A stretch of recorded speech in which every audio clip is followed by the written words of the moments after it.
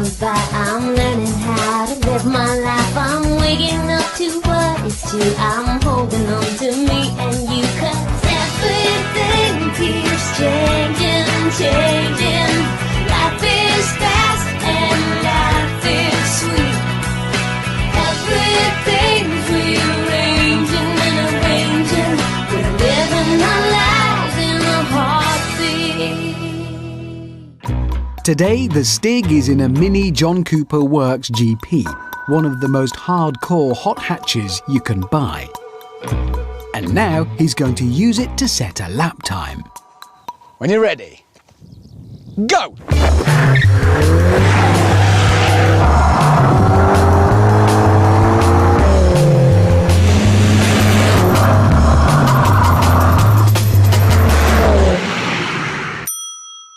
Now let's find out if that can be beaten by the big, bulky 4x4. And to oversee proceedings, I shall ride shotgun. The beauty of this is, he's no idea what that last car was called. No idea what he's in now. Doesn't care, no bias, you see. All he can do is try and go as fast as he can.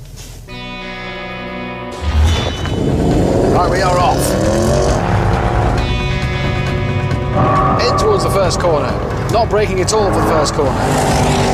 Oh, that's very, very quick down there. So we might have come out then. Woo! Brakes work, that's good. I'm not worried about putting him off because this is just like a quacking noise for him, it's irrelevant. It's worth remembering about now that this is still a very big, heavy car. It weighs more than the heaviest Mercedes S-Class. But even at Stig speed, the Sport seemed to have everything in order. We should be the leaning tower of Range Rover Sport right now, but somehow we're not. It's fantastic. We've just crossed over a minute.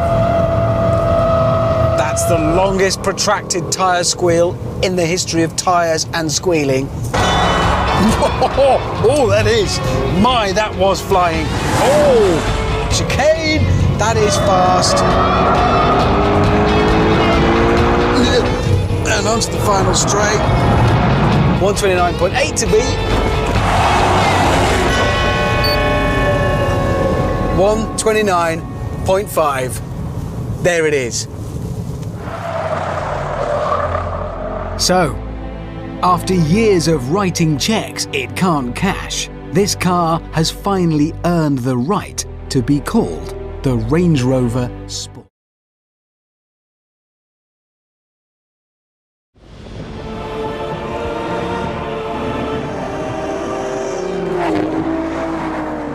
It's called the DBS, and Aston Martin are very adamant that it's an all-new 6-litre, hard-driving, lightweight thoroughbred.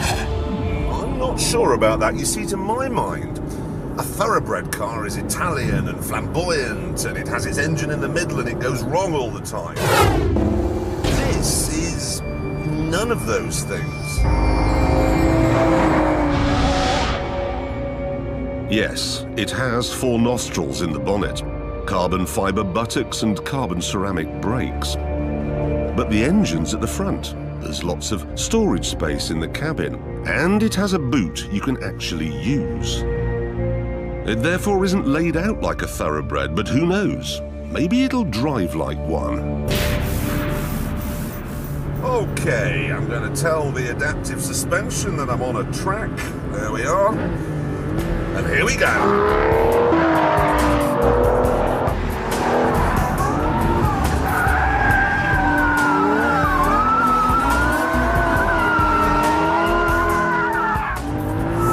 I like the steering, I do like that, and I like the brakes. And I have to say, I'm also pretty fond of the tweaked differential they put in. It's easy to do this. Yeah, look at that.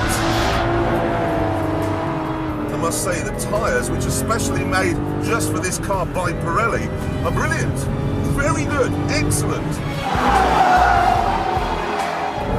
Way. It makes the right noises as well. But you don't get that same sense of terror that you get from a proper thoroughbred, like, say, a Ferrari. None of that sense of, oh my God, I've wrecked myself!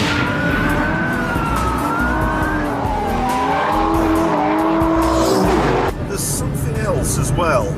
Hard really to put my finger on, but it feels, I don't know, it just feels a little bit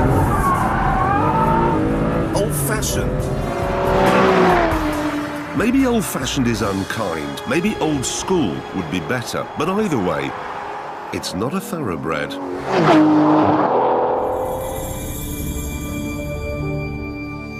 Perhaps then, it's a work of art. There's no denying that it's bite the back of your hand beautiful. But is it better looking than a DB9? Well, apart from the racing paraphernalia on the DBS, they look pretty much the same to me.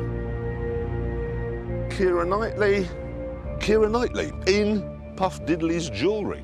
And it's all very well them saying the DBS is carbon fibre. It's only 10 stone lighter than the DB9. And that's what? The weight of a medium-sized woman. So, it's not a thoroughbred supercar, and it's not as good-looking as its sister. Maybe then we should view it as a replacement for the old Vanquish S. The trouble with doing that, though, is that the DBS's V12 produces 510 brake horsepower, and that's 10 less than you got from the Vanquish's V12.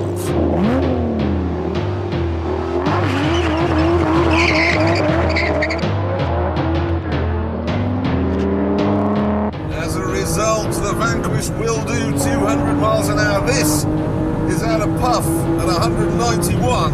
Come on. There are other problems too. The interior is all marvellous. An amazing blend of carbon fibre, suede, and lots of exciting buttons you can't see or reach.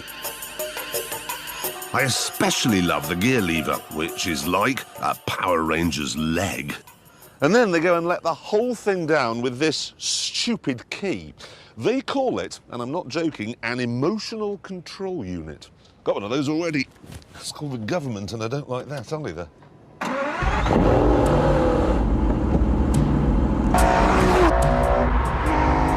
This car then is shaping up to be a bit of a misfit. But don't worry, because there's one thing it does brilliantly. Put it back in road mode and it becomes a stunning long-distance cruiser, an epic Grand Tourer. I'd be happy to drive this all the way to the south of France. And I'd be happy if I got there and found I'd forgotten my swimming trunks, because then I could drive it all the way back again. When you're on a motorway, it's smooth and civilised, quiet as well. It is magnificent.